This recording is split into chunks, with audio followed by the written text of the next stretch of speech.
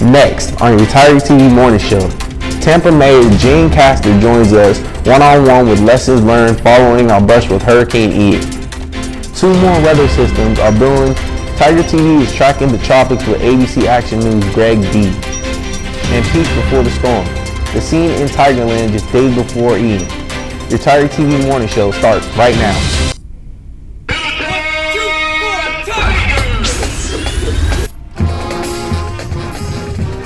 Good morning. Thank you for making Tiger TV Network your source for news and information here at Middleton High School this Friday, October 7th. That was Sherrick Oliver with a look at today's headlines. I'm Lee Yu. Our top story this morning, lessons learned following Hurricane Ian. The storm led to the deaths of dozens of people from South Florida to the Carolinas, and the damage it caused is estimated to be in the tens of billions. Early storm projections put Ian right in Tampa Bay's path, but the monster hurricane took a right just south of us, impacting Lee County instead. Tiger TV's Maxwell Benefield spoke one-on-one with Tampa Mayor Jane Castor to get insight on the mindset of city leaders before, during, and after the storm. When did you realize Hurricane Ian could be a big problem for the Bay Area? Actually, it was a little over a week ago. We had we had the benefit of knowing the weekend before, so we had time to prepare our community. Think back to Friday, September 23rd, almost a week before Ian hit. What was taking place with you, city and county leaders? So we have a very collaborative working relationship in our region, and we've been through a lot, clearly, with not only tropical storms, hurricanes, but also with COVID.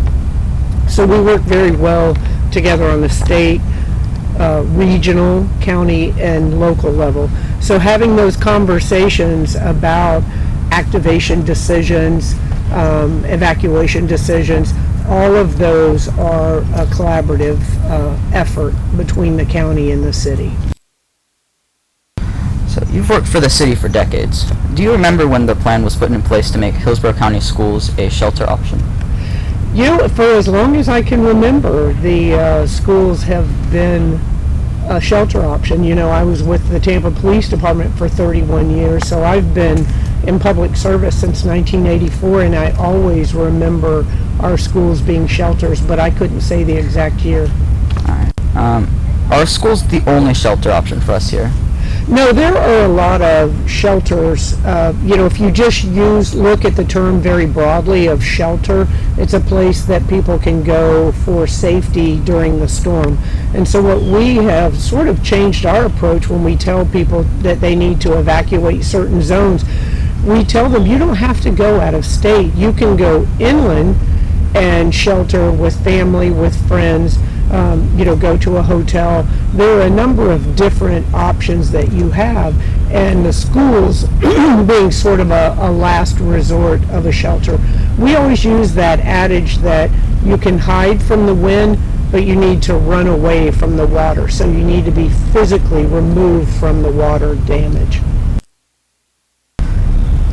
What went well during storm preparations? Actually, I think everything went very well during our storm preparations. You know, that's a little easy to say when you didn't actually get hit by the storm because you're never adequately prepared for what Southwest Florida went through.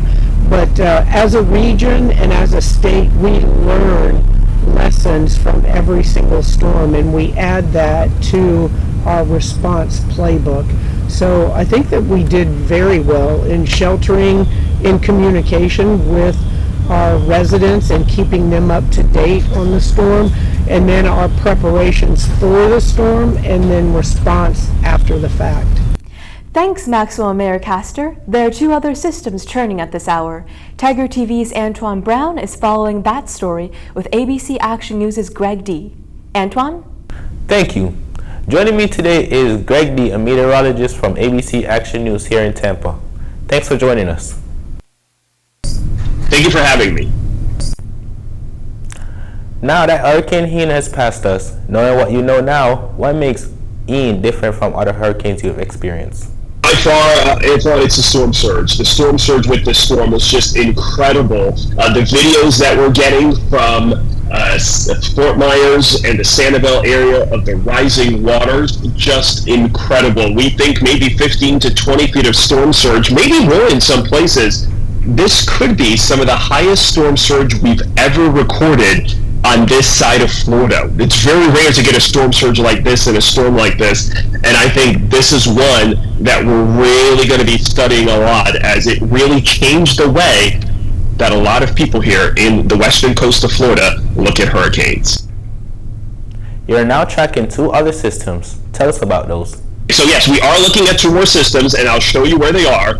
There's actually 2. There's one, a tropical depression in the eastern Atlantic off the coast of Africa. This one, however, is going to the north and west and away from any big land masses. It's also forecast to weaken. The second system down in the southern Caribbean definitely looks a little bit more ominous. It's taking a similar track to Ian, but this one, however, is going to track across the Caribbean and down into Central America. I do not think this is one we have to worry about, even though it could become a tropical storm and maybe even a hurricane over the next 3 to 5 days. We'll keep an eye on it just in case. Do you think any of these systems will impact the Bay Area? I don't think so. I think the way that the atmosphere is set up around the storms now, after Ian moved through, it's just not possible. We've got these strong north winds over the Gulf of Mexico, and I think any storms that try to come up towards the Gulf will get pushed down to the south, and they should stay away from Florida.